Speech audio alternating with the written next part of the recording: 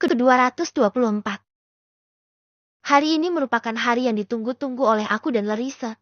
Kami akan memeriksakan kehamilan Larissa ke dokter kandungan. Setelah menunggu beberapa saat, akhirnya tiba giliran kami untuk masuk ke ruangan dokter. Dokter wanita bernama Julia, dengan lembut menyibak dress yang Larissa kenakan hingga ke atas perutnya yang semakin membesar. Dengan cermat, ia menempelkan alat ultrasonografi ke perut Larissa dan menggerakkannya secara memutar, mencari sudut pandang terbaik untuk melihat bayi yang sedang tumbuh di dalam kandungan istriku. Aku menggenggam tangan Larissa erat dan sesekali aku mencium puncak kepalanya yang harum, agar bisa merasakan sebagian dari kebahagiaan yang dirasakan oleh istriku saat ini. Benda yang bergerak di layar monitor itu menunjukkan bagaimana aktivitas calon anak kami di dalam perut Larissa. Dr. Julia tersenyum lebar saat mengatakan bahwa bayi kami sedang aktif bergerak dan tumbuh dengan sehat. Aku dan Larissa tak bisa menahan rasa gemas melihat wujud anak kami di dalam sana, dari bentuk kepalanya yang bulat hingga kaki-kakinya yang mungil. Kami tak sabar untuk menyambut kelahiran buah hati kami dalam beberapa bulan mendatang. Setelah itu, dokter tampak sedang memeriksa hasil USG yang menunjukkan kondisi calon bayi kami. Wajahnya tampak ceria, membuat kami merasa lega. Calon bayi Anda dalam kondisi yang sehat. Tidak ada satupun masalah dalam pertumbuhannya di dalam perut. Ujar dokter dengan senyuman di wajahnya. Dan sepertinya, kalian akan memiliki seorang putri cantik. Mendengar berita tersebut, aku dan Larissa saling pandang dengan senyuman bahagia di wajah kami. Yang benar, Dok? Tanya Larissa bersemangat. Benar, janin yang Anda kandung berjenis kelamin perempuan. Jawab dokter sangat ramah. Alhamdulillah, sayang. Akhirnya kita akan punya anak perempuan. Ujar Larissa sangat gembira. Dia langsung memelukku tanpa malu-malu di depan dokter. Iya, alhamdulillah. Aku juga sangat senang. Semoga dia selalu sehat dan lahir dengan selamat seperti kakaknya. Jawabku, membalas pelukan Larissa. Kami memang sangat ingin memiliki anak perempuan. Untuk menyempurnakan keluarga kecil kami setelah adanya Darren, dan kini impian itu akan segera terwujud. Larissa menatap hasil USG dengan mata berkaca-kaca, penuh harap dan cinta. Dokter kemudian memberikan beberapa masukan agar Larissa lebih berhati-hati selama masa kehamilan 5 bulan ini, supaya kandungannya tetap sehat dan aman. Pastikan untuk mengonsumsi makanan yang bergizi dan cukup istirahat, serta rutin kontrol kehamilan. Pesan dokter tersebut. Aku dan Larissa mendengarkan dengan baik setiap masukan yang diberikan oleh dokter. Kami berjanji akan melakukan yang terbaik untuk menjaga kesehatan Larissa dan calon anak kami yang masih dalam kandungan. Tentu saja kami akan sebaik mungkin menjaga calon anak kami, karena kami tak ingin kehilangan untuk kedua kalinya. Setelah lama di ruangan dokter, kami akhirnya berpamitan dan keluar dari ruangan tersebut. Sambil berjalan di lorong rumah sakit, Larissa menggandeng tanganku mesra dan terus bercerita tentang rasa bahagianya akan jenis kelamin anak ketiga kami. Saat kami tengah berjalan berdua dan asyik berbincang sambil melangkah untuk keluar dari gedung rumah sakit, tiba-tiba kaki Larissa terpeleset. Aku dengan sigap menarik pinggangnya dan memeluk Larissa, sehingga dia tak jadi terjatuh ke lantai. Segera saja aku menarik Larissa menjauh dari lantai tersebut yang ternyata ada cairan licin di sana. Entah cairan apa itu, namun seperti cairan sabun. Kamu gak apa-apa? Tanyaku agak berdebar-debar karena takut Larissa terjatuh tadi. Enggak apa-apa kok, cuma sepatuku kayaknya jadi licin. Jawab Larissa. Aduh, maafkan saya. Pak, Bu, tadi cairan lantainya tumpah dan saya pergi sebentar untuk mengambil lap kering. Saya minta maaf atas kelalaian saya. Tolong maafkan saya. Seorang pria berusia seumuran denganku datang tergopoh-gopoh dan meminta maaf padaku. Didatangi oleh orang-orang yang akan berobat atau ke dokter kandungan. Bayangkan saja jika lantainya seperti tadi. Itu bisa sangat membahayakan bagi orang-orang yang berkunjung ke rumah sakit ini. Saya minta maaf, Pak, Bu, saya benar-benar sangat menyesal. Tolong jangan laporkan ini kepada atasan saya, karena saya bisa dipecat. Pria itu memohon agar aku tak melaporkan kelalaiannya. Dia memohon-mohon dengan menangkupkan kedua tangannya di depanku, seperti sangat takut akan dipecat jika ketahuan. Sudahlah, saya nggak akan melaporkan Anda.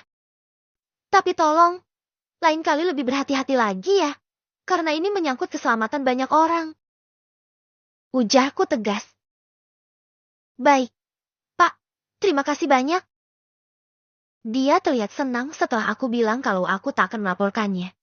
Dia segera mengelap cairan licin tadi sesegera mungkin dan membersihkannya. Aku membawa Larissa keluar dari gedung itu. Mendudukkan Larissa di kursi tunggu di luar. Aku melepaskan sepatu yang Larissa pakai. Kemudian mengelap bagian bawahnya yang menempel cairan licin tadi hingga kering. Aku tak mau Larissa nantinya akan terjatuh gara-gara cairan itu.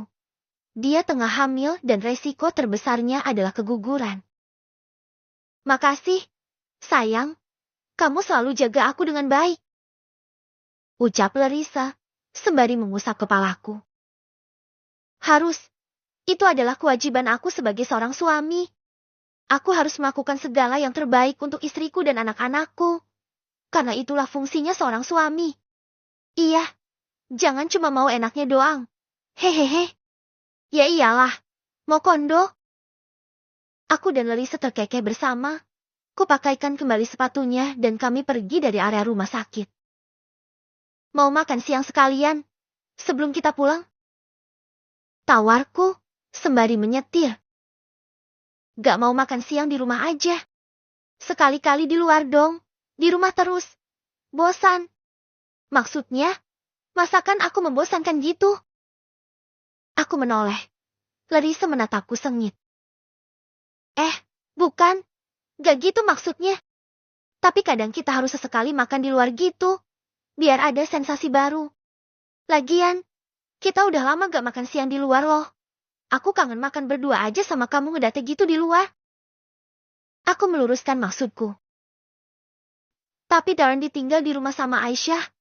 Kalau kita keluar terlalu lama nanti Aisyah bakalan kesal lama-lama jaga Darren. Ya enggak lah. Aisyah itu suka sama Darren. Gak mungkin dia ngerasa kesal kalau disuruh jagain Darren. Kata siapa? Bisa aja dia kesal loh. Yang namanya disuruh jagain anak orang itu, siapapun juga gak akan kuat lama. Enggak. Yakin deh Aisyah mau-mau aja meskipun disuruh jagain Darren seminggu. Soalnya Darren anak yang anteng. Udahlah. Kamu gak usah cemas. Aisyah gak akan ngeluh kok.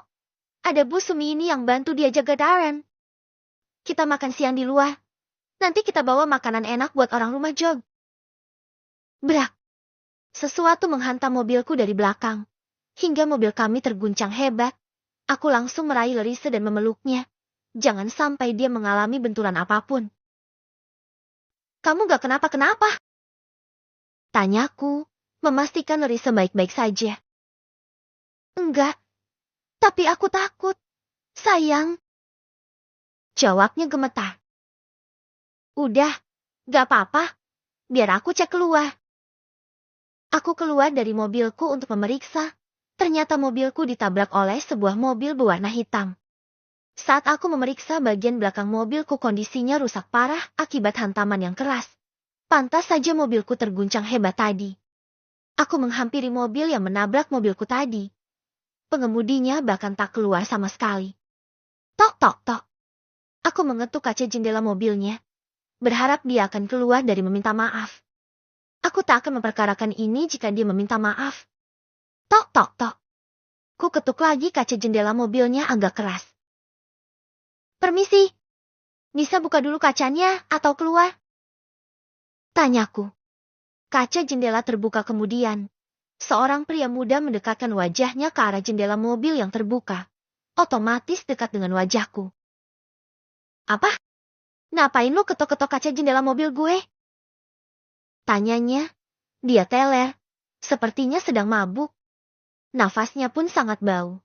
Bau alkohol hingga aku harus menutup hidungku. Astaga, pantas saja dia sampai menabrak mobilku.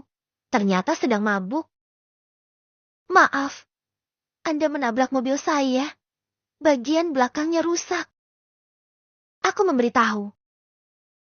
Terus, kenapa samperin gue? Tolol! Dia membentakku dengan kondisinya yang mabuk itu. Aku mengintip ke dalam mobilnya, Dia hanya sendirian saja. Tak ada siapapun lagi di dalam mobilnya. Anda harus tanggung jawab. Kalau gak mau tanggung jawab gak apa-apa. Setidaknya minta maaf atas kelalaian dalam berkemudi. Ujarku. Cih, ngapain gue harus minta maaf? Lu yang salah kok. Nyetir mobil gak becus. Jadinya ketabrak deh. Hahaha. Dia tertawa. Aku jadi kesal sekarang. Merasa dipermainkan. Oke, keluar aja dan kita selesaikan secara baik-baik. Saya cukup kamu meminta maaf dan akan saya anggap keliru urusan kita. Pintaku tegas. Aku sudah cukup bersabar sejak tadi. Tapi dia malah membuatku semakin kehabisan kesabaran saja. Nggak sudi. Emang lu siapa gue? Seenaknya nyuruh-nyuruh gue. Ayolah cepat. Jangan buat saya kehabisan kesabaran lagi. Pintaku emosi. Brak. Dia membuka pintu mobilnya dengan kasar, hingga pintunya terbuka dan dia keluar. Dia mendekat padaku dengan satu tangannya di belakang. Aku tak tahu dia sedang apa. Ketika dia ada di hadapanku. Celep. Hak. Kurasakan sesuatu yang tajam dan keras menusuk bagian perutku. Dia menekannya dengan keras, hingga rasanya sangat sakit. Mampus! Ucapnya di telingaku. Sret. Dia menarik benda itu kembali, lalu tersenyum miring padaku. Kuraba bagian perutku yang terasa basah, saat aku lihat tanganku, penuh dengan cairan merah. Sedangkan orang tadi, pergi begitu saja langsung tancap gas tanpa menghiraukan aku. Sayang. Jerit Larissa dari mobil kami. Dia keluar dari mobil dan berlari ke arahku. Sayang, kamu kenapa? Larissa mengguncang tubuhku yang sudah hampir rubuh. Aku merasa kesadaranku mulai berkurang. Mataku berkunang-kunang. Tubuhku tak dapat berdiri dengan seimbang lagi. Bruk. Tubuhku terjatuh ke aspal. Larissa meraihku dengan menangis kencang.